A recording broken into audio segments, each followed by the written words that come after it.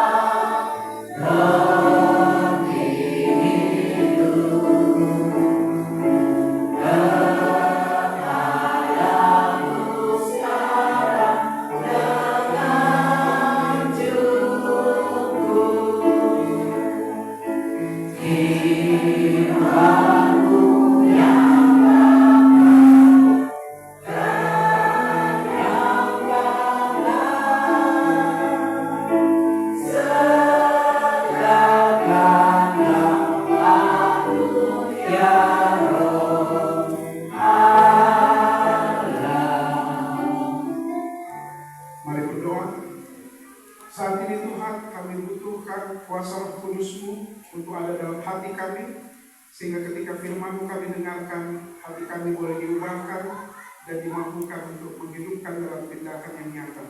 Berkati hamba-Mu menjadi saluran penyampaian firman. Dalam nama Yesus kami berdoa. Amin. Silakan duduk.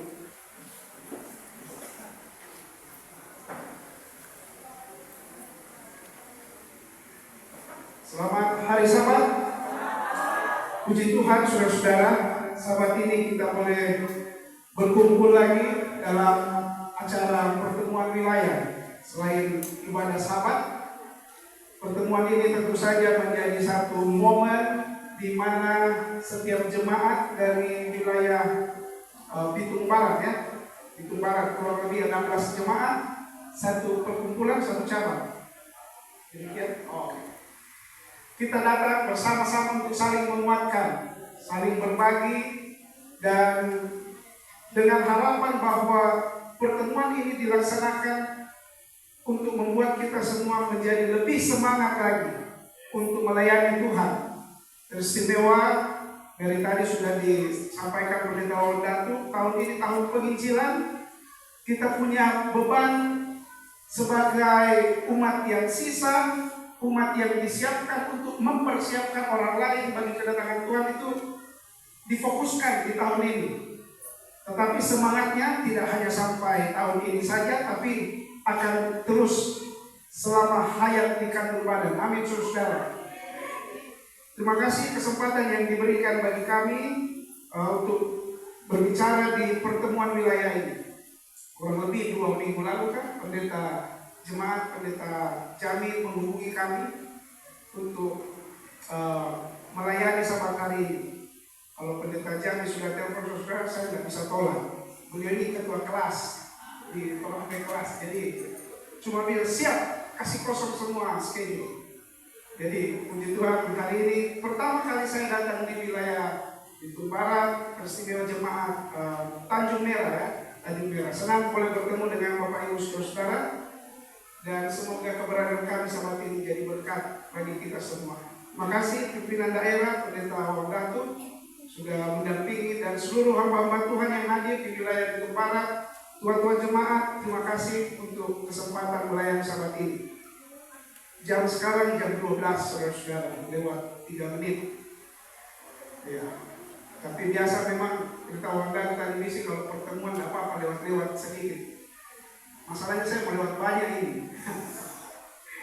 Tapi mari kita fokus sejenak Bapak Ibu supaya kita boleh pulang bawa berkat dari surga.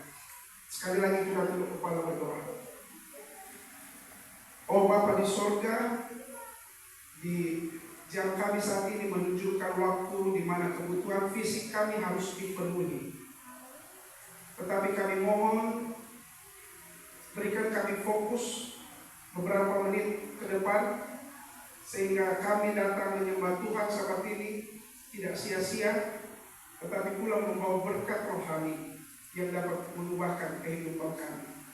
Ubahlah kebutuhan fisik kami menjadi kebutuhan rohani yang harus dipenuhi saat ini ya Tuhan. Dalam nama Yesus kami berdoa. Amin. Yang di luar mungkin yang tidak bisa lihat screen, mari kita ikuti pembahasan siang hari ini dengan membuka Alkitab kita dalam 2 Samuel pasal 6. Ya, kita akan membahas di seputaran 2 Samuel pasal yang ke-6. 2 Samuel pasal 6 ayat 11, ayat tema kita yang sudah dibaca. 3 bulan lamanya tabut Tuhan itu tinggal di rumah Obed-Edom, orang Gad itu, dan Tuhan memberkati Obed-Edom dan seisi rumahnya. Sepintas ayat ini terdengar menyenangkan bahwa ada tabut Tuhan di dalam rumah keluarga Obed-Edom dan keluarganya diberkati.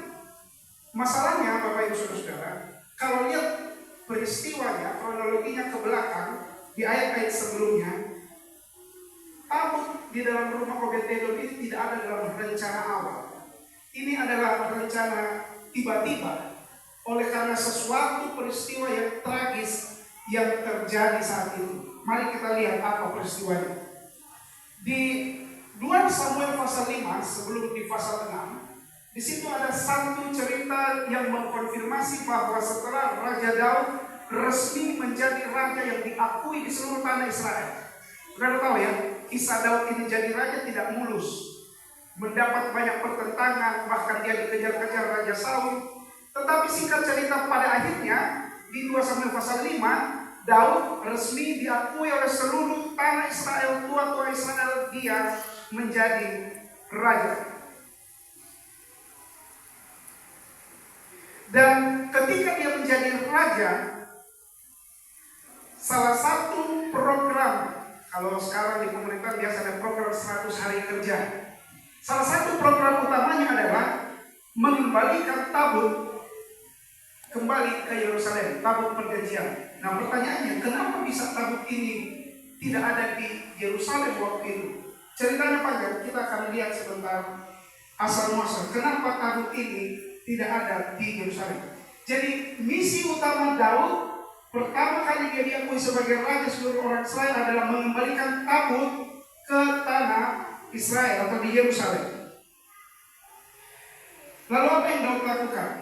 Kita tidak akan baca semua, saya akan coba ringkas ceritanya.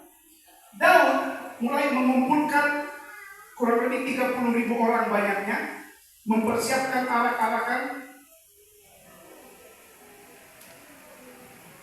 Dia mempersiapkan arak-arakan untuk pemindahan tabut dari rumah Abinadab ke Yerusalem.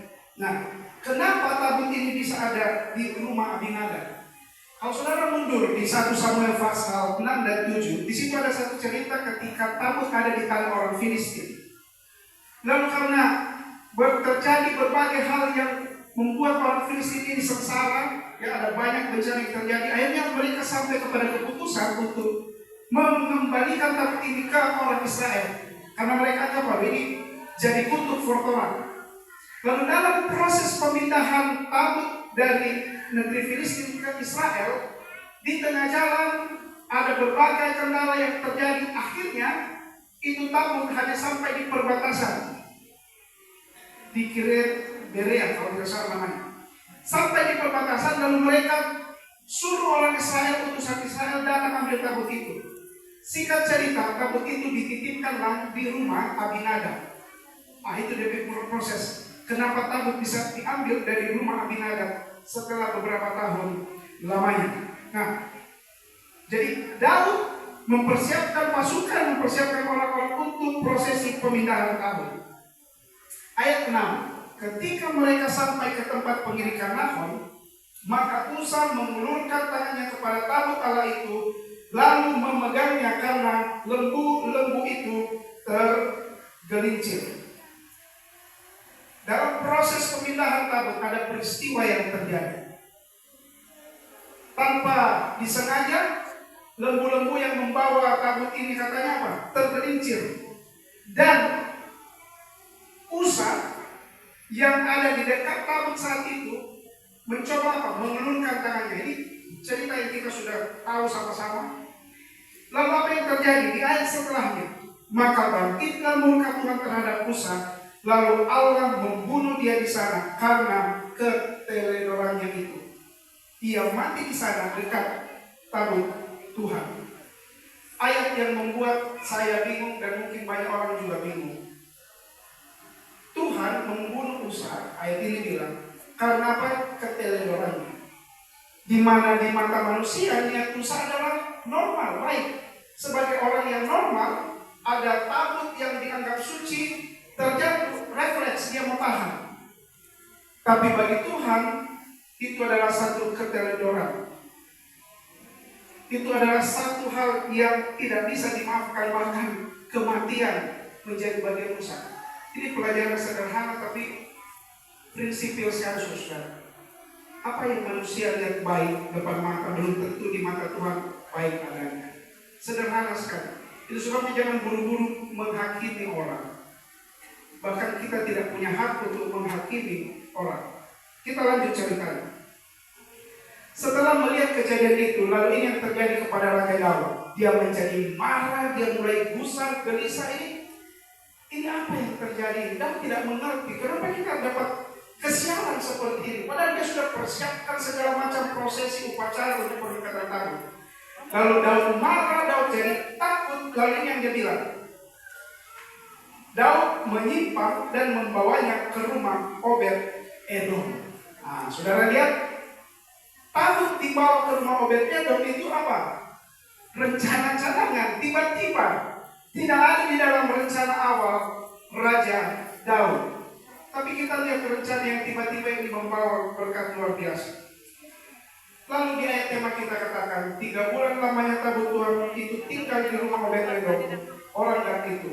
Dan Tuhan memberkati Obed-Edom dan seisi rumahnya. Apa yang terjadi setelah 3 bulan tabut itu di rumah Edom? Diberitahukanlah kepada Raja Daud demikian, Tuhan memberkati seisi rumah Obed-Edom dan segala yang ada padanya.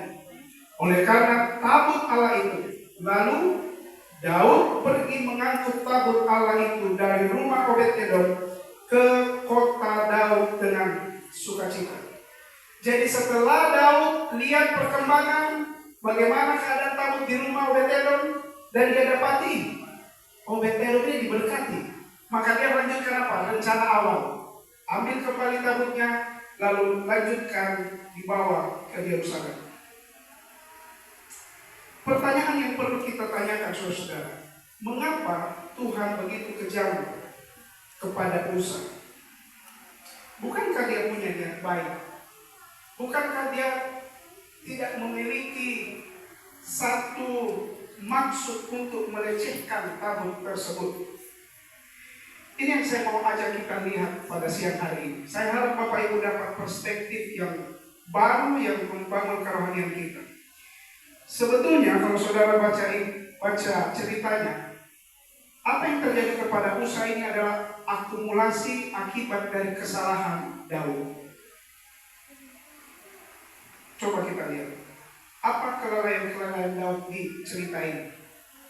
Yang pertama, Daud tidak berkonsultasi dan bertanya kepada Tuhan.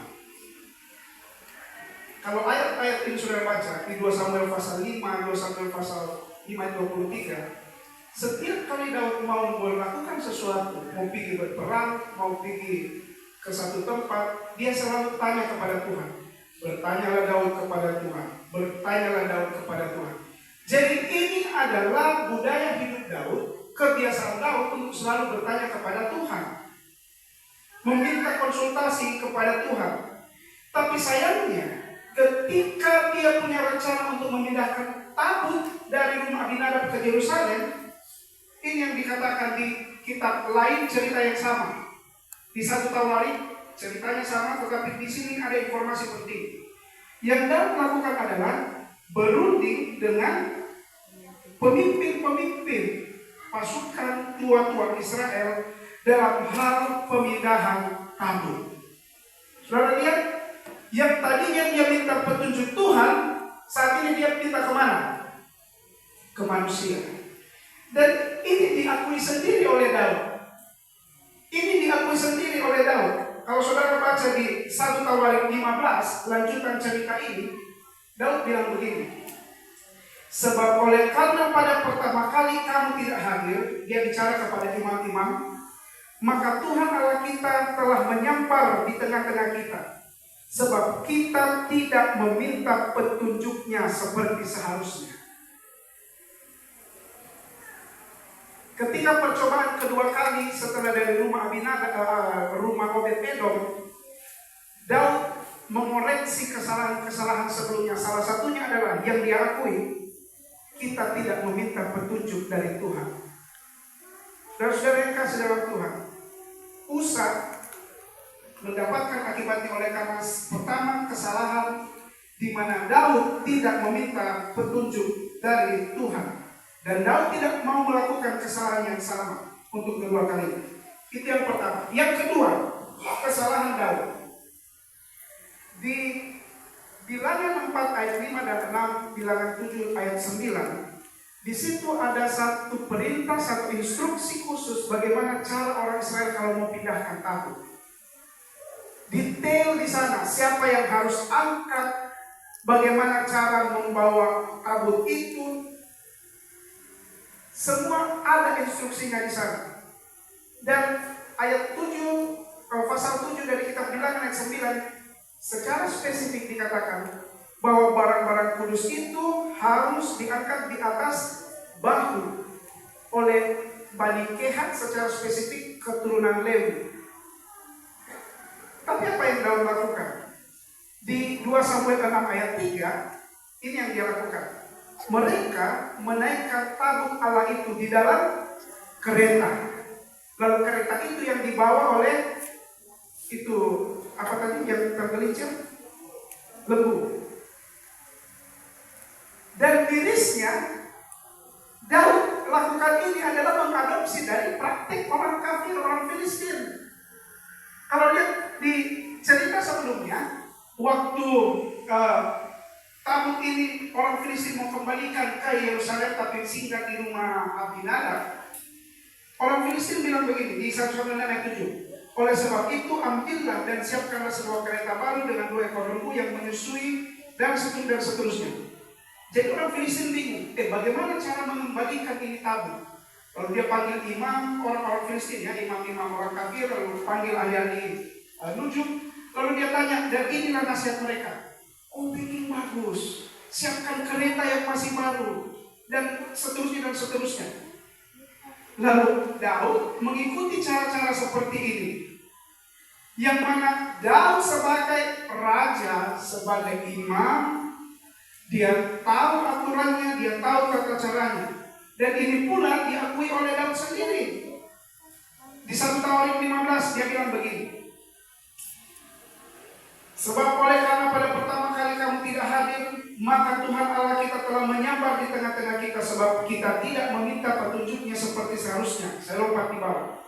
Kemudian Bani Lewi mengangkat tabut Allah itu dengan gandar pengusung di atas bahu mereka. Jadi setelah percobaan pertama, Daud tahu betul kesalahannya. Gantinya dia taruh di bahu, dia pakai apa? Kereta. Dan di percobaan kedua dia sadari kesalahan itu, lalu dia rubah. Orang Lewi, Bani Kehat, harus angkat itu di atas bahu. Kali ini Daud lakukan sesuai dengan petunjuk Tuhan. Ada pelajaran penting di sini, saudara-saudara. Sehebat apapun ide kita, pikiran kita dalam melaksanakan pekerjaan Tuhan, ingatlah bahwa pekerjaan Tuhan adalah pekerjaan yang harus dilakukan dengan cara-cara Tuhan. Saya beberapa kali bicara dengan tua-tua jemaat, lalu dalam perbicaraan itu ada kalimat begini. Ini pendeta, orang lihat kalau organisasi sekarang soalnya tidak betul. Oh, bagaimana itu ketua? Coba kok lihat perusahaan ini di sana, orang itu betul-betul begini-begini. Saya setuju dari segi profesionalitas kerja. Tapi kalau masalah peraturan, working policy, kepegawaian dan segalanya, gereja kita punya aturan tersendiri. Dan kita percaya bahwa aturan-aturan ini diilhamkan Tuhan melalui hamba Tuhan Mrs. White, dituliskan dalam pen inspirasi. Dan dengan petunjuk yang sama diinspirasikan pemimpin-pemimpin kita, mulai dari pusat sampai kita di bawah sini. Dan kita percaya bahwa itu instruksi Tuhan. Kita perlu ingat tadi di awal, ada hal-hal yang mungkin kita lihat dari mata manusia ini yang tidak betul di gereja bikin begini, yang tidak betul organisasi bikin begini. Belum tentu di mata Tuhan. Prinsip yang pertama yang saya mau katakan adalah hati-hati kita di dalam menjalankan pekerjaan kita, baik sebagai pelayan, pendeta, pemimpin-pemimpin di organisasi, pemimpin di jemaat, bahkan sebagai anggota gereja. Kita perlu mengingat bahwa pekerjaan ini adalah pekerjaan Tuhan yang perlu dilakukan dengan cara-cara Tuhan. Bahkan di beberapa jemaat lain ada yang sudah gunakan salah ini uang jemaat. Dong pikir ini uang jemaat seperti kayak koperasi boleh diputar. Jadi dalam diputar luar biasa. Iya. Dan dengan bagus, ya kan? Dapat income orang bisa. Tapi bukan itu cara Tuhan. Bukan itu cara Tuhan. Kita bersyukur tadi Bapak asisten 3 kasih pencerahan yang sangat bermanfaat bagi kita semua. Itu sebabnya biasa kalau ada kongres penata layanan atau seminar penata layanan, gereja sekarang lebih anjurkan bikin itu pelatihan wirausaha. Saya tidak tahu kalau di wilayah itu sudah pernah dibuat, mungkin sudah pernah. Karena memang itu yang penting saat ini untuk diberikan kepada anggota-anggota kita. Sampai tadi pendeta Jami waktu hitung-hitung di kalkulator 630 juta. Dia bilang kita semua berhenti pendeta, kita semua tangan rica. Malah bagus itu kan, pendeta Jami. Dia pasti komitmen di dalam pelayanan. Ya, tapi ini yang saya katakan Bapak Ibu, bahwa seringkali ada hal-hal yang kita lihat kayaknya ini bagus diadopsi untuk pekerjaan Tuhan. Tapi hati-hati, saya hanya memberikan peringatan hati-hati. Mari kita lanjut. Kalau ini kesalahan Daud, pertanyaan berikutnya, kenapa Uza yang kena hukum? Ya kan? Kenapa tidak Daud saja yang dikasih mati? Kalau saudara mundur di 1 Samuel pasal 7 ayat 2, ini waktu proses orang Filistin pindahkan tabut, tapi di tengah jalan akhirnya singgah di rumah Abinadab. Ini yang dikatakan. Sejak saat Tabut tinggal di Kiriat Yearim, berlalulah waktu yang cukup lama, yakni 20 tahun, dan seluruh kaum Israel mengeluh kepada Tuhan. Jadi berapa tahun ini Tabut tinggal di rumah Abinadab? 20 tahun. Lama ini atau sebentar? Lama saudara. 20 tahun Tabut di rumah Abinadab. Dan Usa ini dan Ahio adalah anak Abinadab. Saya tidak tahu Usa sudah adakah 20 tahun lalu itu ketika Tabut ada di rumahnya. Yang jelas poin saya begini. Usa keturunan Lewi tahu betul ini cara memperlakukan Tabut, bukan? Dia tahu tata cara karena mereka dikhususkan untuk itu. Dan 20 tahun Tabut itu ada di rumah mereka. Cuma yang menjadi masalah adalah seringkali kalau orang sok terlalu lama itu sama-sama dengan barang, sama dengan orang Bateman. Biasa kalau sok terlalu lama sudah ada itu segan, no? Sudah karena sok sudah baku akhirnya orang lihat mungkin sudah tidak sopan. Padahal karena orang Bateman. Mungkin Usa karena itu Tabut mungkin ya saya tidak tahu ditaruh di mana, mungkin di ruang tamu atau ada kamar khusus ditaruh di rumahnya. Dia soal biasa ini barang. Ada satu motivasi di mana hal yang kudus sudah dianggap biasa saja. Sudah tidak ada kesakralan di sana. Ini jadi poin penting kita akan lihat sebentar. Padahal saudara-saudara, peraturannya jelas di kitab Bilangan tadi. Sekalipun orang Lewi, sekalipun Bani Kehat, tidak boleh menyentuh itu tabut. Jelas ini, jelas ketat, tidak boleh sentuh itu tabut. Keras dan tegas. Ini yang saya katakan tadi. Kenapa sih Tuhan hanya ketat sekali ini di perjanjian lama? Kan itu persepsi umum. Kenapa masa? Ya kan cuma Bani Lewi yang dikhususkan boleh rawat. Tapi mau sentuh pun tidak boleh. Bagaimana caranya membuat? Banyak orang yang menganggap Yesus sebagai sahabat terindah. Dan betul, kita perlu hargai Yesus sebagai sahabat terindah. Banyak orang senang menganggap Yesus sebagai penolong yang setia. Betul, di saat kita susah kita butuh Yesus penolong. Banyak orang yang menganggap Allah ini, Yesus ini adalah roh penghibur di saat kita susah. Betul. Tapi banyak orang lupa memposisikan Yesus sebagai Tuhan yang berdaulat atas hidup kita. Apa artinya Tuhan yang berdaulat atas hidup kita? Tuhan bilang begini ya begini, tidak bisa kompromi. Itu artinya sama dengan orang kalau bawahan. Kalau bos bilang A, itu artinya menempatkan Yesus sebagai Tuhan. Menganggap atau menghormati Allah sebagai Tuhan. Banyak kita menganggap hal-hal yang kudus ini sudah tidak kudus lagi.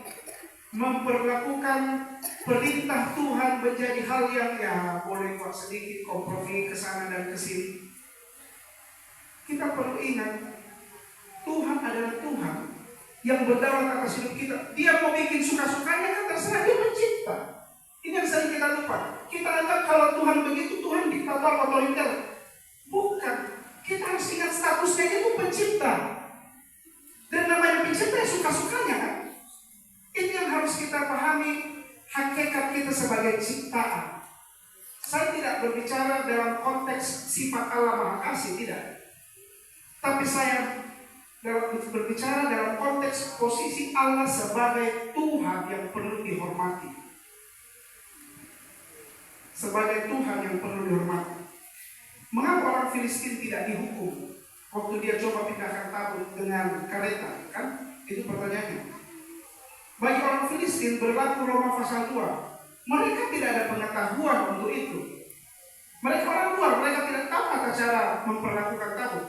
Maka di Roma pasal 2 bilang, hati nurani mereka yang berlaku menjadi penghakiman standar mereka untuk diyakini.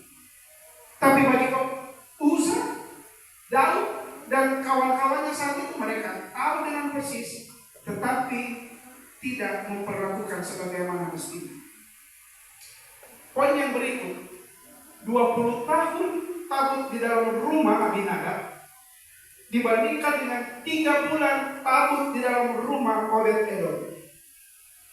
Apa isi tabut? Saudara, 10 batu, 10 tongkat Harun, mana? Ini semua melambangkan kehadiran Tuhan, penyertaan Tuhan, pemeliharaan Tuhan.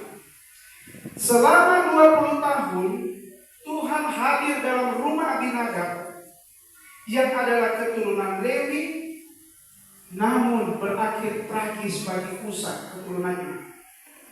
Sebaliknya, hanya 3 bulan tabut ini di dalam rumah Obed-Edom, tapi berakhir apa? Indah.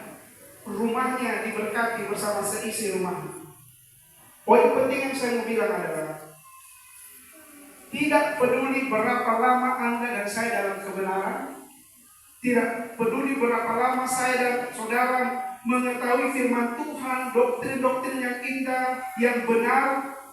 Tidak peduli saya dan saudara orang Lewi, Bani Kehat, orang Kristen, orang Advent, umat pilihan, umat yang sisa. Kalau firman itu tidak dihidupkan, ya tidak ada guna. Di sini ada yang sudah mungkin puluhan tahun dibaptis jadi Advent. Atau ada yang baru kemarin 1 minggu dibaptis jadi Advent. Durasi saya dan saudara di dalam kebenaran tidak menjadi faktor kita diberkati Tuhan. Selama firman itu kita tidak hidupkan, tidak ada nilai-nilai kebenaran itu yang hidup dalam kehidupan kita, maka kita tidak akan pernah merasakan berkat Tuhan. Setan tidak peduli seberapa sering Anda baca firman Tuhan selama Anda tidak menghidupkannya. Mau bolak-balik saudara follow the Bible, kalau saudara tidak hidupkan, setan yang mau ganggu. Setan bilang kasih dia kasih tamat itu Alkitab mau 20-100 kali, baru tidak bikin. Tidak peduli dia. Tapi kalau kita mulai menghidupkan firman itu, wah, setan gemetar saudara. Waduh, dia cuma tahu ini Kejadian 1 ayat 1, malah dia berkelakuan luar biasa. Ini tuh murid Yesus yang sejati. Kenapa? Karena kelihatan di dalam buahnya.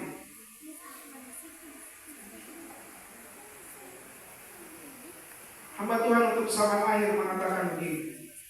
Dengan merasa bahwa hatinya sendiri belum beres seluruhnya dengan Allah, Daud setelah melihat hukuman terhadap diri Uza merasa takut terhadap tabut itu. Karena jangan-jangan dosa yang sama di pihaknya akan mendatangkan hukuman ke atas dirinya. Tetapi Obed-Edom, sekalipun dia bersuka-suka disertai kegentaran. Saudara perhatikan ini. Bersuka disertai apa? Kegentaran. Saya tidak bisa bayangkan. Di satu sisi, waktu Obed-Edom mungkin dihubungi protokolernya Raja Daud ya. Kasih siapa rumah ini, tabut mau titip dulu di sana. Oh senang sekali saudara. Coba bendera pusaka merah putih kemarin baru 17 kan. Mungkin dalam perjalanan mobilnya Presiden Jokowi kempes. Titip dulu di rumahmu ini bendera, nanti mau diambil. Kopassus yang mau kawal ini bendera. Oh senang sekali saudara. Barang sakral, tabut ini, tabut perjanjian. Tapi masalahnya, gara-gara itu tabut, ada orang baru mati. Makanya dia bilang ini, kegirangan disertai kegentaran saudara.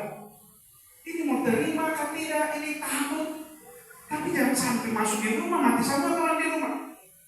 Lalu dikatakan begini, dengan bersuka-suka disertai kegentaran, telah menyambut lambang yang suci itu sebagai suatu perjanjian, belas kasihan terhadap orang yang menurut.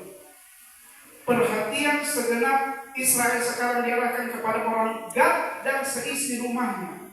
Semua orang menunggu apa yang akan terjadi terhadap diri mereka. Bapak Ibu Saudara, rumah tangga Obed-Edom saat itu menjadi fokus perhatian semua orang. Bayangkan, baru saja terjadi peristiwa tragis gara-gara tabut salah sentuh atau tersentuh orang mati. No ini sekarang tabut ditaruh di rumah Obed-Edom dan semua katanya orang sekarang memperhatikan apa yang akan terjadi. Bapak Ibu saya mau katakan, keluarga kita adalah miniatur surga. Makanya kita sering kenal istilah kan, keluarga adalah surga yang kecil di dunia ini. Kalau orang luar lihat rumah tangga saya kacau balau, tiap hari cuma dengar suara baterian suami dan istri, orang tua marahi anak-anak dengan tidak terkontrol, maka orang berpikir surga macam apa ini? Kalau surga boleh begini, lebih baik saya tidak ke surga. Saudara boleh lihat pelajaran penting di sini. Jemaat kita ini adalah miniatur surga.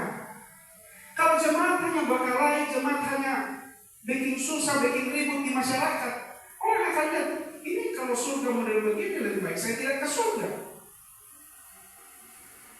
Jemaat kita sementara menjadi sorotan perhatian orang lain di dalam membuktikan kebenaran yang kita punya. Itulah sebabnya surga bukan masalah geografis, saudara-saudara Bapak Ibu. Surga itu masalah atmosfer, surga itu masalah suasana. Yang perlu kita mulai dari sekarang. Makanya tujuan hidup kita bukan mau ke surga. Tujuan hidup kita adalah bertemu dengan Tuhan. Dan bertemu dengan Tuhan bukan nanti di surga, tapi mulai dari dunia ini. Kalau dari dunia ini saya tidak membiasakan atmosfer surga antara suami dan istri, anak-anak. Jangan harap kita akan tahan di surga yang nyata nanti. Terima kasih tadi pagi Pendeta Jami sudah awali renungan rumah tangga kita. Bagaimana pentingnya concern atau mempertimbangkan, menseriusi keselamatan setiap anggota keluarga, saudara-saudara. Sangat disayangkan banyak rumah tangga umat Tuhan saat ini yang cenderung, saya tidak bilang semua, tapi cenderung itu menganggap keselamatan dalam rumah tangga mereka hal yang nomor sekian. Kita harus jujur. Itu sebabnya ada panggilan back to the altar, kembali kepada mezbah. Berapa banyak dari kita yang sampai hari ini masih pertahankan budaya renungan pagi, renungan malam, doa keluarga bersama. Ini juga jadi tantangan kami, apalagi kami di keluarga baru muda, masih punya anak-anak kecil. Tapi itu tidak jadi alasan. Panggilan kembali untuk membangun altar keluarga, mesbah keluarga. Ada ungkapan bilang begini, what one generation finds optional, the next generation will find unnecessary. Maksudnya, kalau ada satu generasi yang menganggap satu hal itu sebagai opsional, ya kalau bisa toleransi, kalau tidak usah. Maka generasi selanjutnya akan anggap hal itu sama sekali tidak penting. Kalau saya sekarang sementara ajarkan anak-anak saya, oh nanti worship kalau Dedi sampai di rumah, kalau sholat jam 8, nanti ya worship dia masing-masing. Untung kalau masih ingat, kalau tidak ya selesai. Kalau saya ajarkan model itu ke anak saya, maka ketika dia besar punya anak lagi, itu sudah dianggap hal yang tidak penting. Kenapa? Orang tua saya kan itu opsional. Mari kita orang datang gereja jam 9 tepat acara mulai.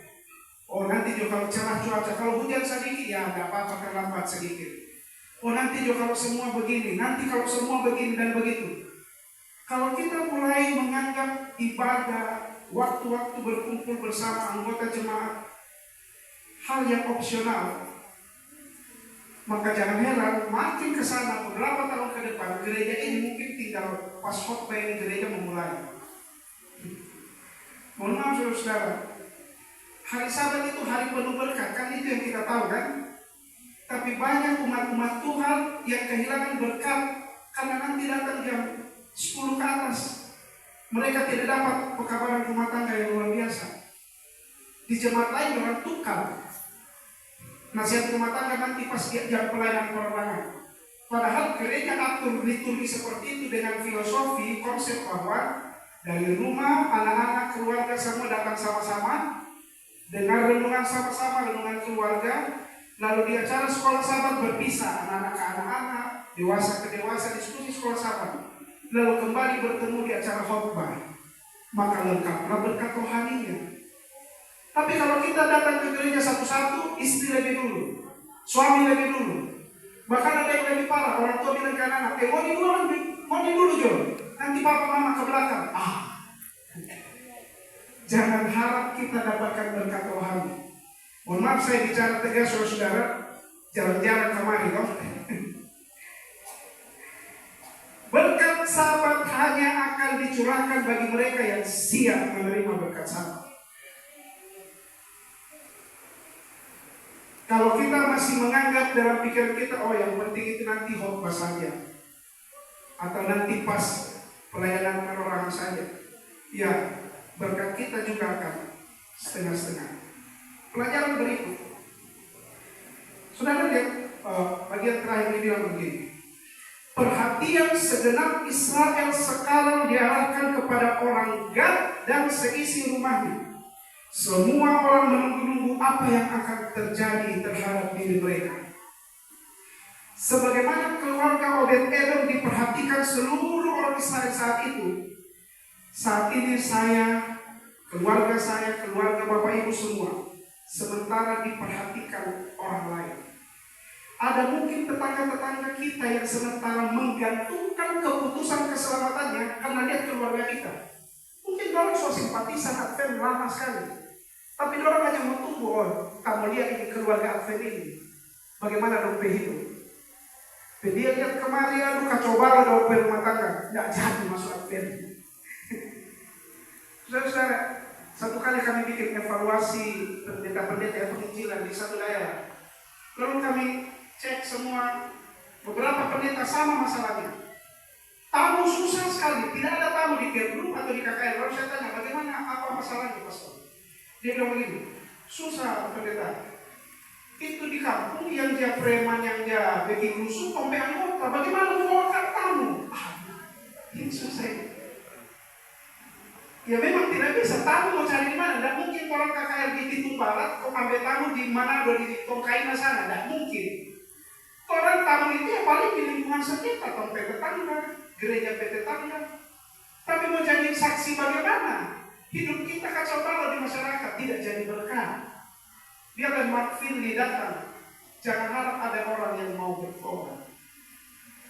Orang saat ini melihat rumah tangga saya dan saudara dan menggantungkan keputusan mereka dengan melihat rumah tangga kita sebagaimana Oded Edom. Kita sebagai umat Tuhan, ambasador, perwakilan Tuhan, tidak bisa ada istilah, ini kan hidup-hidup saya, suka-suka saya mau bikin apa kasih. Itu tidak bisa kita bilang begitu. Karena kenapa? Kita dipilih, dipanggil menjadi saksi. Kalau tidak bisa penuhi panggilan itu, seandainya bisa mengundurkan diri jadi advent. Bikin rusak nama ambasador surga. Setiap kita perlu memiliki beban di pundak kita untuk menjaga nama baik gereja, menjaga nama baik persekutuan umat-umat Tuhan, terlebih panggilan sebagai misi penyelamatan jiwa-jiwa.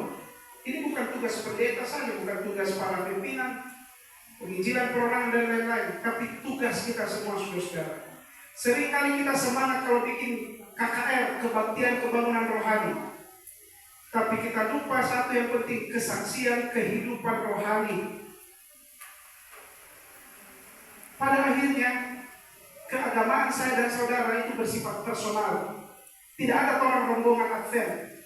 Tidak ada orang rame-rame ke surga sebagai advent. Orang ke sana personal pribadi. Kita menginjil ke sana, orang lihat kehidupan pribadi kita.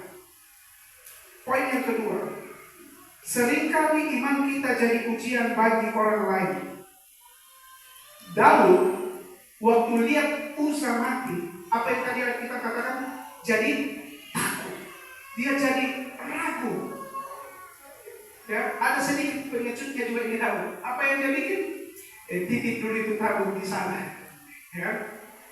Lalu beberapa waktu setelah 3 bulan namanya dia panggil dia punya pelayan, coba cek itu tabut bagaimana keadaan keluarga Oded Edom. Selamat tidak? Waktu dia tahu Oded Edom diberkati, so aman, Tuhan sudah marah kata orang. Lanjut. Bapak Ibu saudara-saudara, saya mau katakan, seringkali iman kita jadi ujian juga bagi iman orang lain. Mereka jadi kuat atau lemah tergantung kita. Makanya itu penting persekutuan seperti ini. Kalau persekutuan, kalau saudara bilang, cari Tuhan kan bisa di rumah pendeta. Betul. Waktu COVID kan baru ibadah di mana? Di Hope Channel, di internet. Sampai sekarang banyak orang lagi suka jemaat Hope Channel, jemaat di rumah. Cuma nonton YouTube daripada ke gereja. Cari Tuhan saudara bisa di mana saja. Tapi apa tujuan orang datang berkumpul di rumah Tuhan seperti ini? Saling menguatkan, membagikan kesaksian. Kalau saudara A mendapat tantangan luar biasa dalam hidupnya, tapi dia bisa bertahan, saya juga bisa bertahan seperti dia. Seringkali kan kalau kita sudah sendiri di rumah, kita pikir kita itu paling susah, paling berat penderitaan kita ini. Sampai itu Tuhan, udah merasa susah bukan gereja loh. Lagi lemah iman kita Tuhan. Padahal ada orang lain yang penderitaannya lebih hebat, tapi dia tetap datang ke gereja. Banyak orang yang marahnya sama manusia, masalahnya dengan manusia, dia marah ke Tuhan dan pergi gereja. Dengan bertemu seperti ini, kita akan saling berbagi kekuatan iman. Kita akan menguatkan satu sama lain. Poin yang berikut, mungkin tetangga kita sekarang lagi uji itu kebenaran, doktrin-doktrin, hari Sabat, makanan yang benar, yang mana, dan lain-lain. Lalu mereka akan bilang, betul nggak ini Sabat membawa kebahagiaan bagi rumah tangga mereka? Betul nggak ini kebenaran Sabat membuat dia menjadi orang yang lebih baik? Karena kalau kita tidak menjadi lebih baik dengan semua doktrin yang benar ini, maka tidak ada guna doktrin yang benar ini. Amin, saudara? Apa? Ada yang salah dengan cara kita memahami doktrin. Kalau karena memelihara hari Sabat, saya justru lebih menghakimi orang dan marah sama orang, ada yang salah dengan doktrin kita. Kalau karena tidak makan makanan, tidak makan binatang haram, membuat saya justru lebih pembafeto sama orang, ada yang salah dengan saya punya pemahaman doktrin. Karena doktrin ini seharusnya mengajarkan saya untuk lebih mengasihi orang, lebih mencintai orang yang belum sama seperti saya, dan mengajak mereka dengan tulus penuh kasih supaya mereka juga hidup dalam kebenaran yang membawa perubahan hidup positif. Tapi kalau mereka hanya lihat, mereka sementara lihat-lihat, nggak ada guna ini orang pelihara yang sama, orang itu bikin rusuh di kampung dan sebagainya. Ya jangan heran kalau gereja kita dalam penginjilan begitu-begitu terus. Orang sementara membuktikan kebenaran doktrin yang kita percayai melalui hidup kita pribadi. Pelajaran lain yang lebih penting, saya tidak mau kita lewatkan ini. Pelajaran yang terakhir. Tadi itu tabut. Apa isinya salah satunya? 10 hukum. Firman Tuhan. Firman Tuhan, tabut perjanjian, disalah treatment, disalah perlakukan. Pusat sotong, walaupun dia tidak sengaja, mati saudara. Saya sangat menyayangkan. Saya sekarang melihat di media sosial, di grup WA dan sebagainya, orang debat kusir menggunakan firman Tuhan. Kutip ayat sana sini dengan mau menjatuhkan orang lain, kelompok lain dan sebagainya. Hati-hati yang saya mau sampaikan. Pelajaran sahabat ini hati-hati. Kita memperlakukan barang yang kudus ini, isinya ya, bukan kertasnya. Ini barang yang kudus. Tapi kita seenaknya saja kutip ke sana hanya mau membuktikan kita punya ide dengan menjatuhkan orang lain. Hati-hati. Mungkin saya dan saudara tidak akan langsung mati berupa usaha.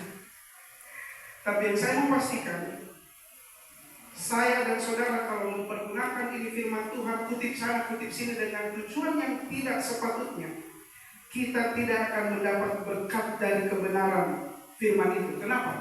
Fokus kita adalah baca firman untuk toki orang ke kepala, untuk kasih tunjuk dia punya salah menurut mata saya. Padahal hari ini kita pelajari yang baik di mata manusia belum tentu demikian di mata Tuhan. Betul saya dan saudara mungkin merasa hebat.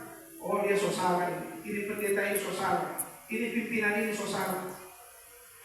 Kitab Galatia bilang, kalau kamu tahu ada seorang yang salah, kalau kamu menasihati ke mereka, pastikan kamu sendiri yang lebih rohani bicara kepada mereka. Apa artinya? Sebelum saya ke sana, maka saya dulu. Nah itu dia punya bahasa kasar. Tapi artinya bahwa firman ini ketika saya baca, saya perlu introspeksi diri terlebih dahulu. Bukan berarti tidak boleh menasihati saudara, itu konteks lain, saya bicara konteks lain. Tapi ketika saya pakai firman ini untuk menjatuhkan orang, kutip sana, kutip sini, hati-hati kita tidak mendapatkan berkat Tuhan. Saya mau tutup firman ini. Istri saya bisa ngomong. Household of faith adalah satu istilah bagi satu rumah tangga yang hidup dalam iman, di mana sekalipun berada dalam badai hidup yang hebat, mereka tidak akan goyah, karena mereka diikat dalam kasih Kristus. Mereka tumbuh bersama-sama, mereka bangun mezbah keluarga setiap hari sama-sama, dan seluruh dunia akan lihat kehidupan keluarga ini menjadi jalan keselamatan bagi orang lain. Amin, saudara-saudara. Kita rindu semua kita di sini, rumah tangga kita ini jadi miniatur surga. Ketika orang lihat ke sini, orang rindu, aduh saya mau sekali rumah tangga saya seperti rumah tangga keluarga itu. Orang damai sekali. Walaupun mungkin ekonomi materi kita tidak berlimpah seperti keluarga lain, tapi ada atmosfer surga di dalam rumah tangga kita. Mari, Ibu Saleh Pak. Ya.